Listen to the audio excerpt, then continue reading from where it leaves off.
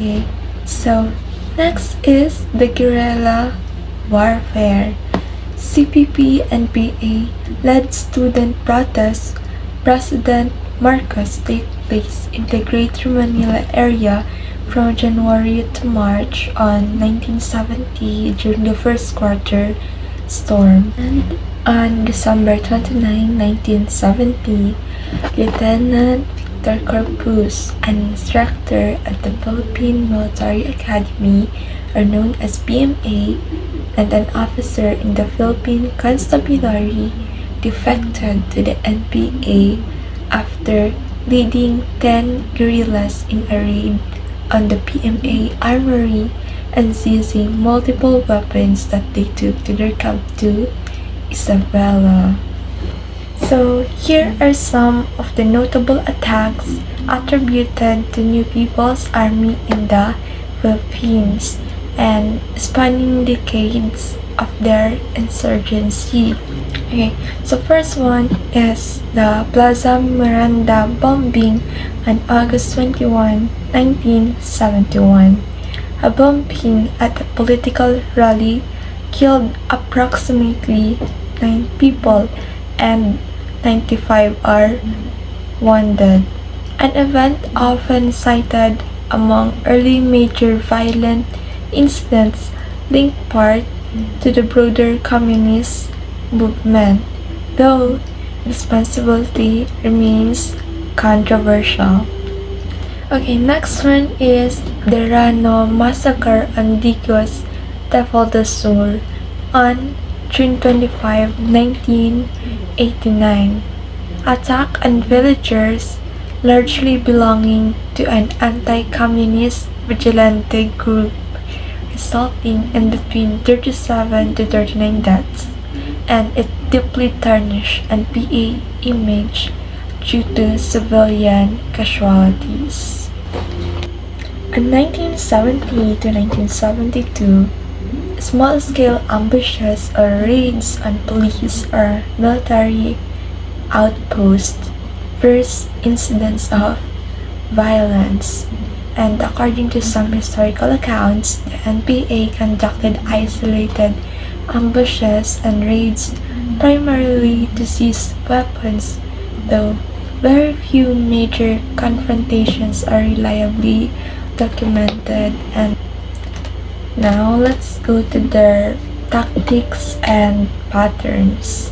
The NPA has historically used guerrilla tactics, ambushes, landmines or the IEDs, bombings, raids, and sabotage. NPA has operated across Archipelago and Luzon, Visayas, and Mindanao, reflecting its widespread insurgency footprint. And this is all because of Joma. Now let's go to the third part of our discussion, which is the declaration of martial law. First is the pre-martial law. The members of CPP and PA before martial law was 60 guerrillas and they only have 35 weapons. In fact, they tried to follow the Maoist doctrine by Joma because I said earlier that he studied at Indonesia and he also studied the Indonesian language and the Communist Party of the Indonesia, I think, if I'm not mistaken. But it was forsaken due to heavy casualties. Their forces took a northern Luzon in favor of dispersing their forces. Now, the martial law. While some people who does not know history claim that the reason Marcos declared martial law is mainly because of the CPP's wing army, the New People's Army. However, it was not true. The fact that the small size of the NPA that time, the Marcos hyped up its formation, supposedly because this would help build up political and monetary support from the US, which was caught up in Red Scare paranoia at the time. And as a result, as security specialist Richard J. Kessler notes, the administration mythologized the group, investing it with a revolutionary aura that only attracted more supporters. Actually, many analysts and historians say Marcos exaggerated the threat that NPA will blah blah blah, will dominate the blah blah blah, something like that. But the NPA's growing insurgency was one of the excuses that he used. Thus, the NBA indirectly connected to the context that eventually led to EDSA because martial law became the very oppression that Filipinos later revolted against. Because a lot of people, or especially the youth, thinks that maybe joining the NBA will be the last resort or the last remedy that we had. And from the numbers of 60 guerrillas and that they only have 35 weapons, the NPA expanded massively under the martial law. What key lessons can we learn from the history of Joma or the NPA and martial law?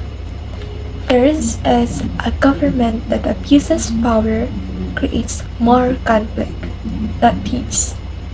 Marcos used the NPA as a reason to declare martial law. However, instead of stopping the insurgency, it made it grow stronger. And when people lose freedom, are abused, or cannot express themselves, they often look for other ways to resist.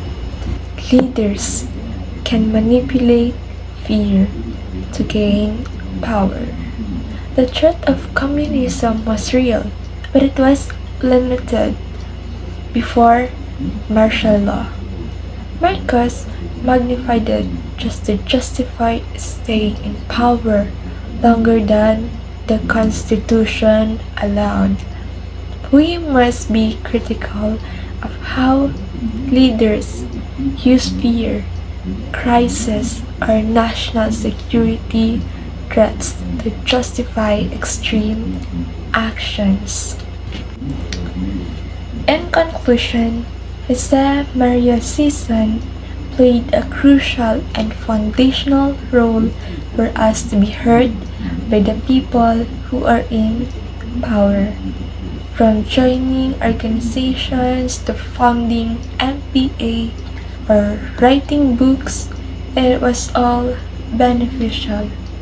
As the founder of NPA, he provided ideological framework, organizational structure, and leadership that fueled the insurgency. Joma was a key figure in establishing the NPA, which became a major source of opposition during martial law, shaping a significant chapter in Philippine history. I hope that everyone learned a lesson here and actually understand what I am saying.